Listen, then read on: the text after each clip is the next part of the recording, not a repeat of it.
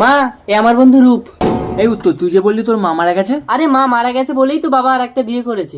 ওহো আচ্ছা, রূপ তুই বস, আমি একটু দোকান থেকে আসি। ঠিক আছে। রূপ, তুমি সত্যিই খুব সুন্দর। Thank you. একটু আমার বেডরুমে চলো না। মানে? আমার যৌবনের বাগানে ফুল ফুটেছে, কিন্তু মধু খাওয়ার মতন মৌমাছি পাচ্ছি না। হ্যালো বাবা, তুমি বাড়ি আসছো? কোথায় গেল এই রূপ? ছি রূপ, তুই আমার বন্ধু হয়ে এটা করতে পারলি? এক্ষুনি আমাদের বাড়ি থেকে বেরিয়ে যা, নইলে কিন্তু আমার হাত উঠে যাবে।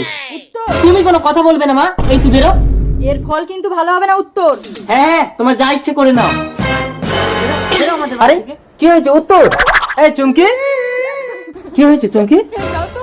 তোমার ওই আগের পক্ষের ছেলে উত্তর কুমদলম নিয়ে আমার হাত ধরে টানছিল। ওই ছেলেটা বাধা দিতে এসেছিল বলে ধাক্কা মেরে মেরে নিয়ে যাচ্ছে।